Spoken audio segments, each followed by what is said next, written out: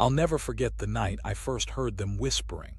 It was a typical Wednesday evening, and my younger sister, Emma, had just fallen asleep in our small bedroom. My parents were busy watching TV downstairs, and I was left alone with her.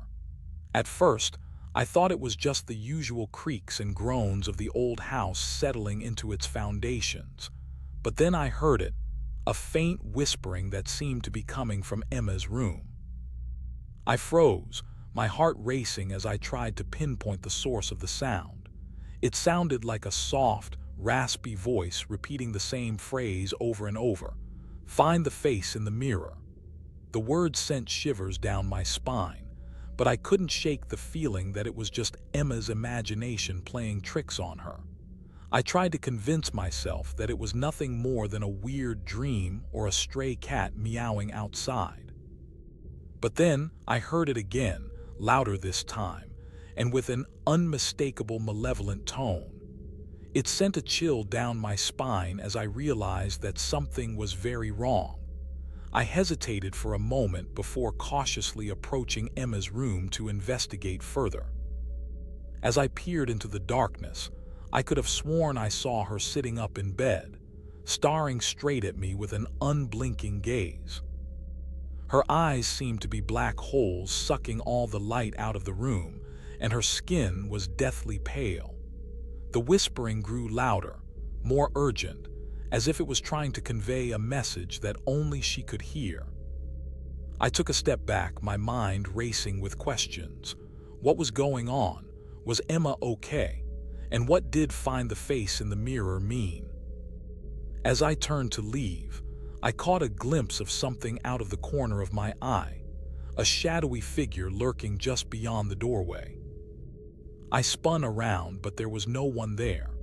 The whispering stopped abruptly, and an oppressive silence fell over the room like a shroud. It was as if whatever was making that sound had vanished into thin air. I knew then that something was very wrong, and that my sister's slumber was not as peaceful as it seemed. I'll never forget the way my grandmother used to tell stories about our family's history. She'd sit in her favorite armchair, surrounded by old photographs and dusty trinkets, and spin tales that would make your skin crawl. One of those stories was about a locket she'd inherited from her mother, a beautiful gold chain adorned with a delicate silver pendant in the shape of a crescent moon. The story went that this locket had once belonged to my great-great-grandmother, who had received it as a gift from a mysterious stranger during World War I. As I held the locket in my hands for the first time, I couldn't help but feel a shiver run down my spine.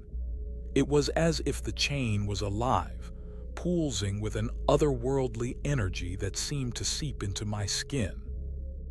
My grandmother had warned me about the locket's dark history, telling me that it had once been used in a dark ritual to summon an ancient entity known only as the Devourer. I laughed it off as mere superstition, but as I fastened the locket around my neck, I began to feel a strange sense of unease. It was as if the Devourer was stirring, its presence awakening something deep within me. That night I couldn't sleep. My mind kept racing with visions of dark forests and twisted rituals, and I found myself getting out of bed to pace around the room. As I walked by Emma's room, I heard a faint whispering, the same phrase that had haunted my dreams since that first night. "Find the face in the mirror." It sent a chill down my spine as I realized that the locket was somehow connected to whatever was happening to my sister. I tried to shake off the feeling of unease, telling myself it was just my imagination playing tricks on me. But as I lay back in bed, I couldn't help but wonder if I'd made a terrible mistake by wearing the locket. Had I unwittingly unleashed the Devourer upon our family? I decided to try and distract myself from the feeling of unease that lingered long after I'd removed the locket. So I sat down next to Emma's bed and began to tell her a bedtime story, one that my grandmother used to tell me when I was younger. It was an old tale about a young girl who lived in a small village surrounded by dense woods, where the trees seemed to whisper secrets to each other in the wind. The girl's name was Lily, and she was known for her kindness and bravery. As I spoke, Emma's eyes grew heavy, and she snuggled deeper into her blankets, as if she were being transported to a different world. But just as I was getting to the part where Lily encountered the whispering woods, I heard a faint scratching sound coming from outside my room. At first, I thought it was just the house settling, but then the sound grew louder and more insistent. It sounded like fingernails scraping against wood.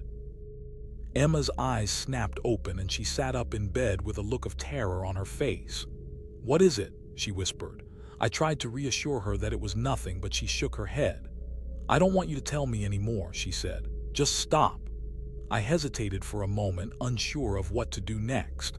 But then I heard my own voice whispering back to me, the same phrase that had haunted our house since that first night. "Find the face in the mirror."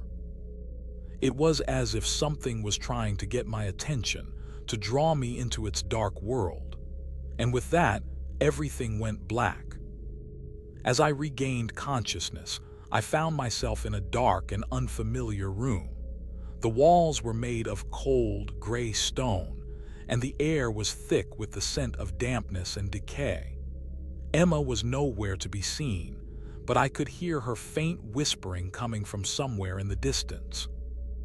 It was the same phrase that had haunted our house for weeks now. "Find the face in the mirror." I stumbled out of bed and began to explore my surroundings, searching for any clues as to where I was and how I got there.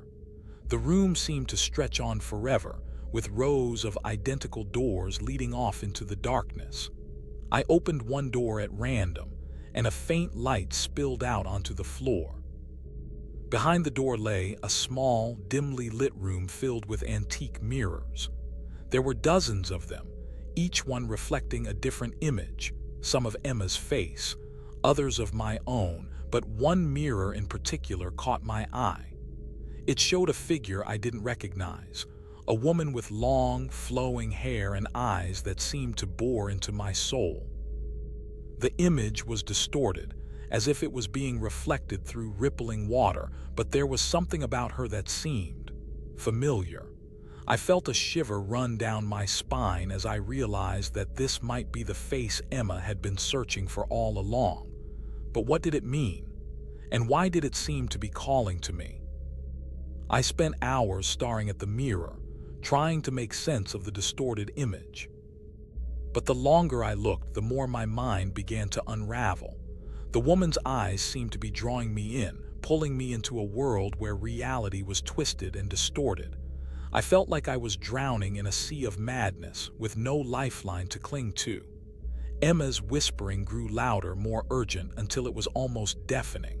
"Find the face in the mirror," she seemed to be saying. "Find the truth." But what truth? And why did it seem to be connected to this strange, twisted world? I began to feel like I was trapped in a never-ending nightmare, with no escape from the horrors that lurked within my own mind. The mirrors seemed to be closing in on me, their reflections twisting and contorting into grotesque parodies of reality. I stumbled out of the room, desperate to break free from the madness that had taken hold of me. But as I emerged back into the bright lights of our living room, I felt like a stranger in my own home. Everything seemed different, distorted, as if it was all being reflected through the same warped lens that I'd seen in the mirror. And then I saw Emma's face staring back at me from the TV screen.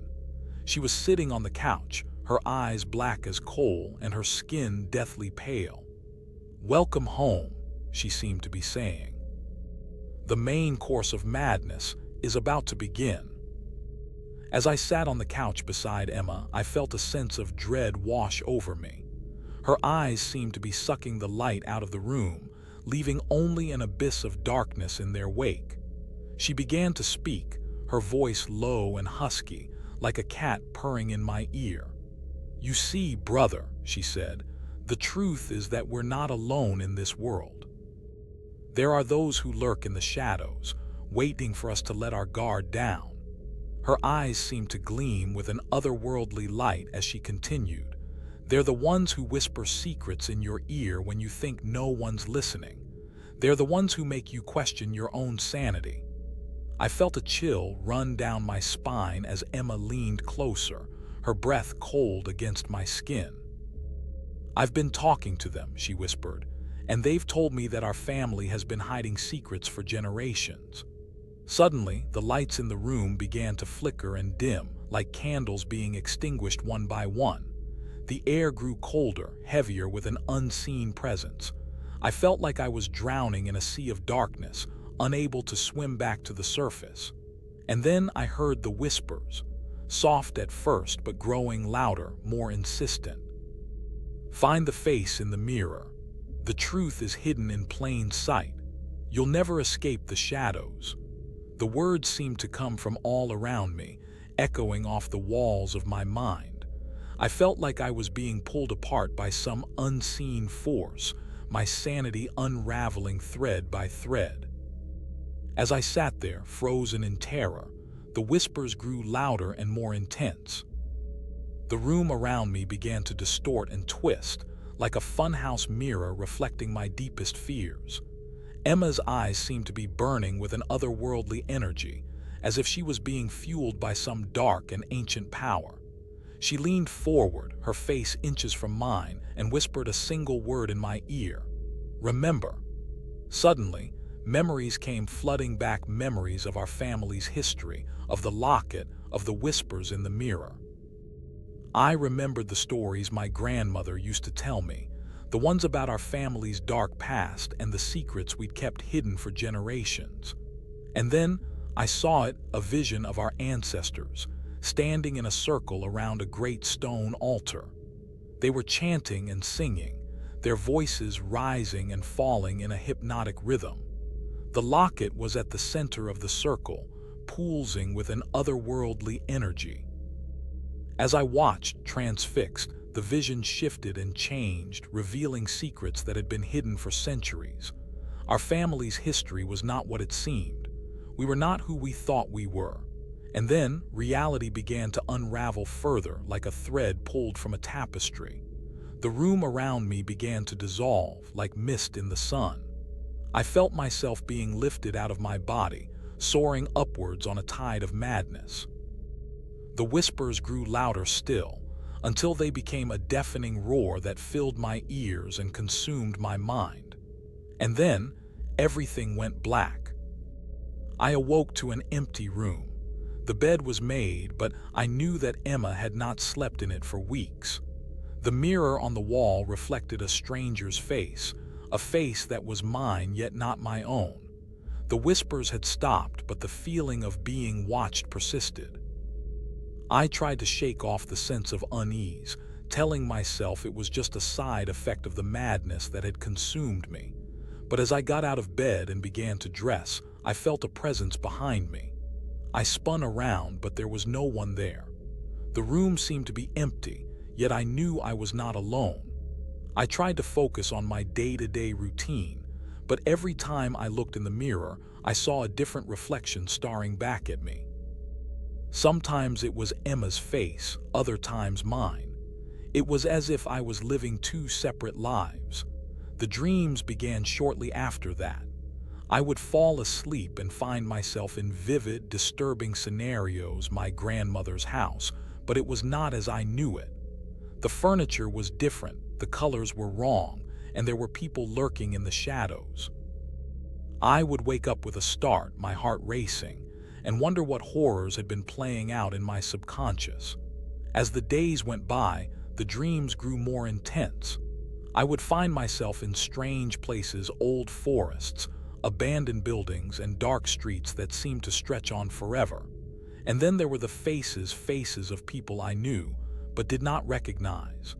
They would whisper things in my ear, telling me secrets that made no sense. The truth is hidden in plain sight.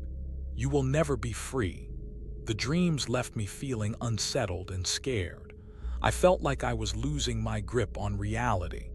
And then there were the visions, glimpses of a world that was not our own. A world where magic was real and the laws of physics did not apply. It was as if the veil between worlds had been lifted and I could see into other dimensions. The visions left me feeling both fascinated and terrified. What did they mean? And what lay beyond the threshold of reality? As I delved deeper into the mysteries of my family's past, I began to realize that the darkness within myself was a reflection of the horrors that had been inflicted upon me. The whispers in the mirror seemed to be coming from within, urging me to confront the demons that had been hiding in plain sight all along. I started to question everything: my own sanity, my relationships with others, and even my very identity. Was I who I thought I was? Or was I just a puppet controlled by forces beyond my control?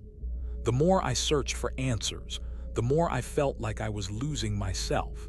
It was as if the darkness was closing in around me, suffocating me with its presence.